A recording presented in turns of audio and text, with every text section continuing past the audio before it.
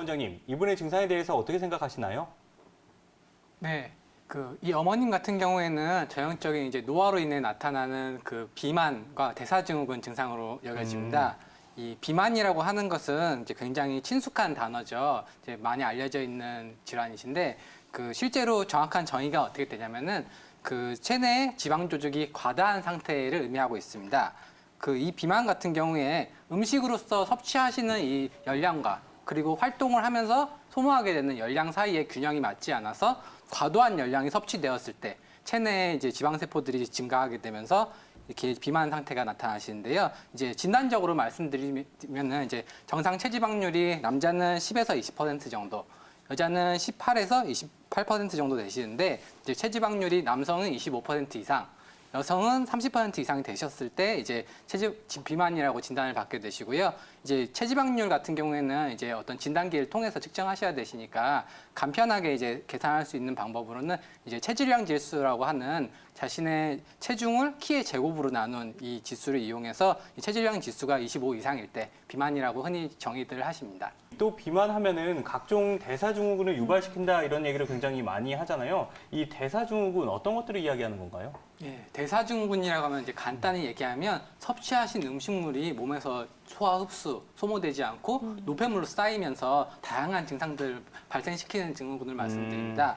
이 대사증후군은 이제 좀 더 자세히 말씀드리면 체지방량이 증가하고 혈압이 올라가고 또 혈당도 올라가고 그다음에 혈중에 있는 지방질들이 증가하게 되시면은 그런 것들이 이제 어떤 유전적 소인이나 아니면 다양한 환경적 인자들이 같이 작용하게 되면서 어떤 뇌혈관 질환이나 아니면 심혈관계 그리고 당뇨병 같은 것들을 발생시킬 수 있는 그런 상태들을 말씀하십니다. 네, 그렇다면 뭐 여러 가지 원인 중에서도 비만이 가장 큰 영향을 미치는 원인이지 않을까 싶기도 한데요. 그렇죠. 원장님, 그렇다면 조금 더 구체적으로 비만을 일으키는 주요 인자들 어떤 걸로 보면 좋을까요? 네.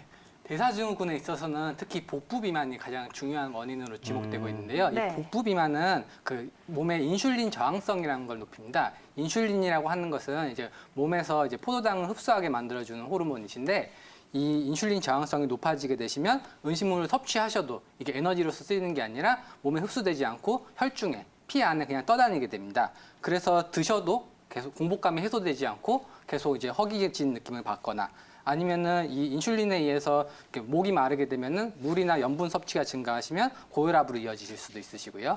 음식이 자꾸 땡기게 되니까 음식 섭취가 늘어나서 비만으로 이어지시고, 또 혈당이 높아지시면 당연히 당뇨로 가실 것 같고요. 그리고 몸에서는 정작 에너지를 받아들이지 못하니까 에너지 결핍으로 인해서 이제 두통이라든가 체력 저하, 피곤한 느낌, 관절통, 기타 등등의 많은 증상들을 유발하게 되시고, 이제 이런 것들이 이제 최종적으로는 다 합쳐져서 대사증후군이라는 총체적인 증상들을 나타나게 되십니다. 네, 이렇게 이야기를 들어보니까 굉장히 다 연관성이 있기 때문에 관리가 잘 돼야 될 것 같은데요. 이 원장님, 그러면은 한의원에 방문하면은 이러한 치료, 어떤 치료들을 받으면 좀 나아질 수 있을까요? 네, 대사증후군과 이제 비만에 관해서 이제 한방 치료들이 많은 효과들을 얻고 있는데요. 대표적으로 이제 침 치료라든가 뜸 치료, 그다음에 한방 냉각 치료 같은 것들이 있습니다. 그리고 가장 이제 중요한 치료로는 이제 역시 항노화 작용과 이제 어떤 비만을 해소할 수 있는 한약 처방이 있으시겠죠. 이제 대표적인 한약재들을 몇 가지 말씀드리면은 이제 마황이라고 해서 이제 식욕을 억제시킬 수 있는 어떤 한약재가 있으시고요. 이제 의인, 율무를 섭취하게 되시면은 이제 포만감을 유지시켜서 이제 드시는 거를 조금만 드셔도 괜찮게 말씀드릴 수 있고, 그 다음에 노폐물을 제거하는 효과도 따로 있으십니다. 이제 천하분이라는 약재도 있는데 이것도 이제 갈증을 해소시키시면서 그 다음에 혈당을 조절해드리는 효과가 있으시고, 숙주향이라는 약재를 드시게 되시면 이것도 마찬가지로 포만감을 유발하면서 혈당을 조절해주는 그런 효과들이 있으시기 때문에 어떤 이제 침 치료라든가 아니면 뜸 치료, 냉각 치료 같은 걸 통해서 지방세포를 분해하는 어떤 작업들도 필요하시겠지만, 한약재를 통해서 이제 몸에 노폐물들을 제거하고 대사 기능을 원활하게 만들어주는 그런 작업, 그런 치료들이 환자분한테 필요하실 거라고 생각됩니다.